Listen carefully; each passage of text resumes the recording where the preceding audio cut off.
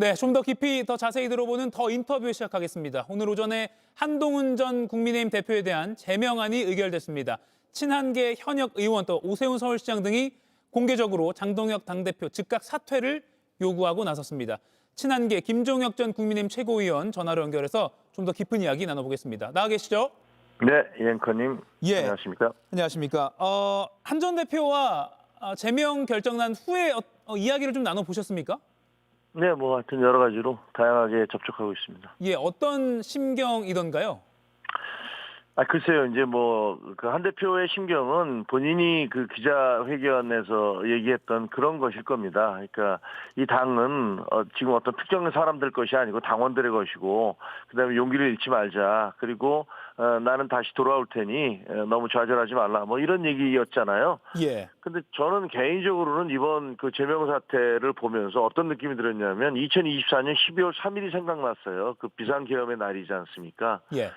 아무도 이해할 수 없는 그런 일들을 저지르는 그런 황당함, 그리고 그렇게 저지른 일들에 대해서 아무도 부끄러워하지 않았던 그런 뻔뻔함, 그 두 가지가 이번 그 한동훈 전 대표에 대한 제명 과정에서도 여실히 드러났다고 생각합니다. 예. 오늘 오전 최고위에서 결정된 그런 제명, 누가 그것을 이해하고 받아들일 수가 있겠습니까? 그냥 노골적인 정적 죽이기잖아요.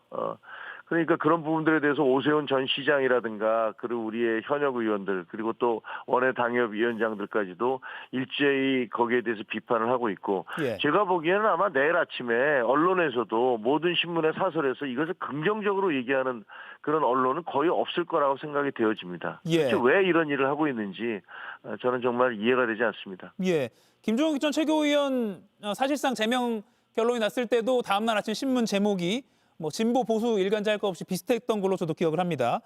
그렇습니다. 한동훈 전 대표 오후 2시에 기자회견 내용이 궁금했는데 예상보다 매우 짧았습니다. 뭐 다른 말을 많이 하려다가 뺀 건가요? 혹시 뭐 뒷얘기 들으신 게 있으십니까? 아니요, 그거 원래 어떤 식으로 대응할까를 서로 상의를 했는데, 예. 결국은 이제 한 대표가 결정을 했지만, 이게 무슨 구구절절히 뭐 설명할 필요 없을 것 같다. 그동안에 워낙 모든 내용을 국민들이 지켜보셨기 때문에 그냥 간단하게 본인의 어떤 의사, 결기 이런 것들만 보여드리면 될 것 같다라고는 얘기들이 많았고, 한 대표도 그것이 맞겠다라고 판단을 해서 짧은 그런 회견문이 나간 것 같습니다. 예. 반드시 돌아오겠다라고 했거든요. 친한계에서는 이건 어떻게 받아들이십니까? 아니, 지금 현재 장동혁 대표와 지도부가 지금 내린 결정 자체가 이것을 합당하다고 생각하는 사람은 거의 없을 겁니다. 그리고 이것이 결국은 우리 이 지방선거에 어떤 영향을 미칠지도 뭐 불보듯 뻔한 거 아니겠습니까? 그래서 저는 지금 장동혁 지도부가 오래 버틸 수 없다라고 생각을 합니다. 뭐 그 이전에 우리 당에서 사실 당대표로 뽑힌 사람이 2년의 임기를 마친 사람이 거의 없습니다만, 이제 몇 달 앞으로 다가온 이 지방선거에서 과연 장동혁 지도부가 선거를 승리로 이끌 수 있을 거라는 생각이 들지 않기 때문에 그 선거 패배에 대해서 당연히 장동혁 지도부는 책임을 져야 될 거라고 생각을 해요. 예. 그러니까 그리고 또 그 이전에 지금 이제 2월 19일로 예정된 윤석열 전 대통령의 그 선고, 이것을 둘러싸고도 아마 많은 논란이 있을 겁니다. 장동혁 지도부에게 계속 질문이 갈 거예요. 이 사태에 대해서, 이 판결에 대해서 어떻게 생각하실 겁니까? 어떻게 생각하십니까? 라는 질문이 언론으로부터 쏟아질 텐데, 그때 지금 윤어게인을 완성한, 어떻게 보면 이제 그 12월 3일 계엄 이후에 다시 좀 후퇴했던 그 윤어게인을 완성한 장동혁 지도부가 거기에 대해서 어떻게 답을 할지도 궁금하고요. 예. 뭐 이런 여러 가지를 고려하면 지금 장동혁 지도부가 우리 당을 계속 이끌고 나갈 동력은 그렇게 오래 남지 않았다, 이렇게 생각을 합니다. 예. 그러면 조금 구체적으로 제가 예상을 해본다면 지방선거에서 패배하고 책임론이 장동혁 대표 지도부로 가고 비대위가 만약에 구성되고 뭐 이 정도 과정으로 한동훈 전 대표가 다시 국민의힘으로 돌아올 것이다, 이렇게 예상해도 되는 겁니까? 뭐 상식적으로 생각해 보면 지방선거에서 완패를 하게 된다면 거기에 대한 책임을 져야겠죠. 근데 지금 그쪽 이른바 윤어게인 세력들이 주장하는 것들을 보면 우리가 당권을 잡고 있으니까 그냥 버티면 된다, 이런 얘기를 하고 있는 모양이에요. 예. 물론 이분들이 그동안에 한 번도 없었던 일들을 워낙 많이 저지르신 분들이잖아요. 비상계엄도 그렇고 그 이후에 한덕수 총리를 후보로 만들려고 한밤에 새벽 3시에 그 정당 쿠데타를 했던 그런 일도 그렇고, 이번에 또 새벽 1시 반에 보도자료 한 장으로 전직 당대표를 제명시키고, 그리고 최고위에서 이걸 추인하는 이런 과정도 그렇고, 모두가 한 번도 없었던 일들을 하시는 분들이기 때문에 예. 이 다음에 만약에 지방선거에서 참패를 한 다음에도 아마 또 기상천외한 방법으로 본인들의 어떤 정치적 생명을 이어가려고 할 거라고 생각을 합니다. 하지만 뭐 제가 보기에는 뭐 그때도 당원들이나 우리 국민들 그리고 여론이 그것을 용납하지는 않을 거다, 이렇게 보고 있습니다. 장동혁 대표 체제로 지방선거를 이끌기 어려울 것이다라는 비판도 있는데, 그럼 그 전에 지방선거 전에 장 대표 체제가 무너질 가능성도 혹시 예측하십니까? 아니 그거는 뭐 많은 사람들이 다양한 가능성에 대해서 얘기하고 있잖아요. 예. 당장 오세훈 서울시장도 당장 장동혁 대표 사퇴하라라고 요구하고 있지 않습니까? 우리 예. 당 의원 16명도 그런 주장을 했고요. 원외 당협위원장들도 24명이 또 그런 전현직 원외 당협위원장들이 그런 요구를 했습니다. 앞으로 이런 목소리는 점점 커져갈 겁니다. 그리고 무엇보다도요. 지금 이분들 윤어게인 세력들이 보면 마치 이순신을 쫓아내고 원균을 옹립한 다음에 만세 부리고 있는 사람들하고 비슷한 느낌이 들어요. 근데 문제는 원균이 왜구를 물리칠 수 있는 그런 능력이 없지 않습니까? 제가 보기에는 글쎄 우리 장동혁 지금 대표의 지도부가 지금까지 이재명 대통령과 민주당이 집권한 이래로 제대로 싸워본 적이 없습니다. 제대로 정치적인 성과를 이뤄낸 것도 하나도 없고요. 단지 그런 싸움들이 이뤘을 때 먼저 한동훈 대표와 한동훈계가 목소리를 높이면 그 뒤에 이렇게 쫓아오면서 그 과실만을 따갔던 그런 측면이 있는데, 이제 그 한동훈 대표와 한동훈계를 다 고름 짜내듯이 짜냈으니까 그 다음에 본인들이 허허벌판에서 이재명 대통령과 민주당과 싸워야 할 텐데, 과연 이분들이 제대로 싸움을 해 나갈 그런 역량과 능력이 있을까?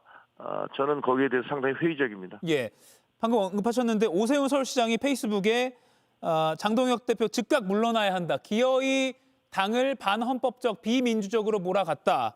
그리고 우리 당이 외면을 넘어 혐오의 대상이 되고 있다. 이렇게까지 강도 높게 현 지도부를 비판했습니다. 근데 오세훈 서울시장은 지방선거와 연관지어 생각해보지 않을 수 없기 때문에 오 시장이 지방선거 장동혁 체제로 못 치른다라고 선언한 거라고 해석해도 됩니까? 그렇습니다. 그런데 사실 이게 어떻게 오 시장님만의 얘기겠습니까? 이미 다른 17개 광역시도 지사 중에서 시도지사와 시장님들 중에서 그런 얘기들 하는 분들은 많습니다. 유정복 시장도 유사한 얘기를 하셨고요. 예. 다른 분들, 예를 들면 뭐 충남, 충북, 부산 이런 쪽에서도 모두가 다 이대로 가면은 우리 전멸이다, 이런 얘기들을 하고 있지 않습니까? 오로지 지금 경북 지사, 이철우 지사님만 아니 그건 패배자들의 얘기다, 나는 한 번도 져본 적이 없다, 경북에서 선거 나가서 지는 사람이 있습니까? 그런 식의 얘기를 하고 계시는 거 아니겠습니까? 예. 저는 아마 이 목소리가 오 시장님만의 목소리로 끝나지는 않을 것이다, 이렇게 예상합니다. 예. 그러면 반드시 돌아오겠다라고 한 전 대표가 선언했는데 그런 상황에서 무소속으로 출마할 가능성, 이런 걸 예측하는 건 틀린 예측입니까? 그건 뭐 정치공학이기 때문에 제가 본인의 선택을 지금 어떤 생각을 하고 있는지를 모두 말씀드릴 수는 없습니다. 그런데 지금 아직도 그건 너무 빠른 얘기예요.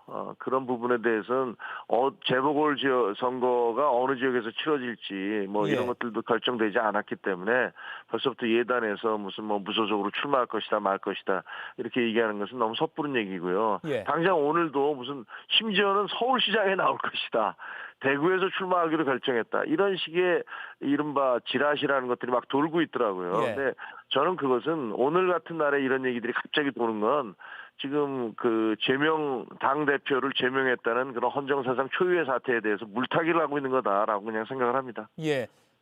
물타기라고 하셨지만 저도 다음 스텝이 뭔지 많은 시청자분들 궁금해하실 것 같아서요. 다시 질문을 좀 바꿔서 드리면 다음 스텝에 대해서 오늘 한동훈 전 대표가 김종혁 전 최고위원 등 또는 주변에 이야기한 것이 있습니까? 없습니다. 없습니까? 그럼 일단은 돌아올 수 있는 기회를 계속 지켜본다, 이 정도로 앞으로의 방향을 가름하면 됩니까? 아니, 그건 아니죠. 정치인이기 때문에 한동훈 전 대표는 정치인으로서의 행보를 할 겁니다. 일단 그리고 또 가만히 있으면 뭐 국민들도 여러 가지 궁금해하실 거 아니겠습니까? 이번 주 토요일 날 예. 여의도에서 대규모 항의 집회가 지지자들의 항의 집회가 열립니다. 그리고 다음 달 2월 8일에는 한동훈 대표가 잠실체육관에서 지지자들과 그 토크 콘서트를 하고요. 아마 그 이후에는 제가 알기에는 지난번에 했던 그 경청로드 지방을 순회하면서 그 지역에 있는 어떤 국민들 그리고 유권자들과 만나서 어떤 민생을 챙기는 그 봉사활동도 하고 뭐 민생 경청도 하는 그런 일들을 하지 않을까 이렇게 생각이 듭니다. 예. 뭐 지나간 이야기이긴 한데요. 장동혁 대표는 시간을 충분히 줬다라고 했고요. 한 전 대표가 만약에 재심을 신청하고 장 대표의 단식 텐트장을 찾았더라면 혹시 결과가 달라졌을까? 어떻게 보세요?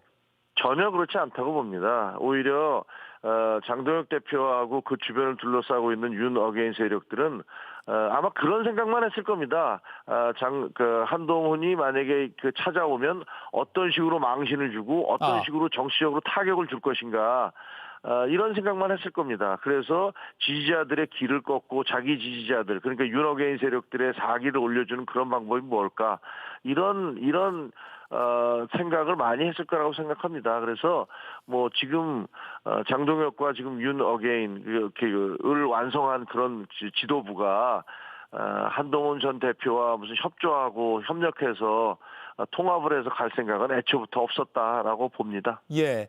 김종혁 전 최고위원도 사실상 제명이 이제 임박했습니다. 지난 탈당 권유 판단을 받았을 때 열흘 내에 탈당 안 하면 제명이 되는 거니까요. 이게 언제죠, 시점이?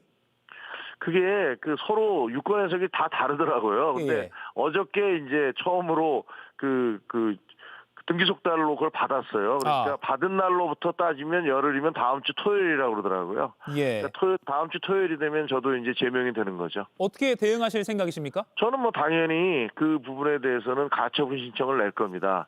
그래서 지금 그동안에 저한테 보여줬던 여러 가지 형식과 절차상의 문제도 물론이거니와 뭐 우리 이가혁 앵커도 저에 대한 결정문을 보셨겠지만 예. 그 결정문을 보면서 이게 정상적인 결정문이다라고 생각하는 사람은 아무도 없을 겁니다. 반헌법적이고 반민주적인 그런 결정문으로 저를 제명을 하겠다고 했기 때문에 저는 법원에 물어보고 싶습니다. 이렇게 형식과 절차를 다 지켰다 하더라도 그 내용 자체, 출발점 자체가 반헌법적이라면 그것을 용인할 수 있는 것인지에 대한 법적 판단을 받아보려고 합니다. 예, 가처분 신청을 할 예정이다. 알겠습니다. 바쁘신 가운데 연결 응해 주셔서 고맙습니다. 고맙습니다. 지금까지 김종혁 전 국민의힘 최고위원이었습니다. 이가혁 라이브를 시청해 주셔서 고맙습니다. 이가혁 라이브는 평일 오후 5시 TV와 유튜브로 실시간으로도 함께 하실 수 있습니다.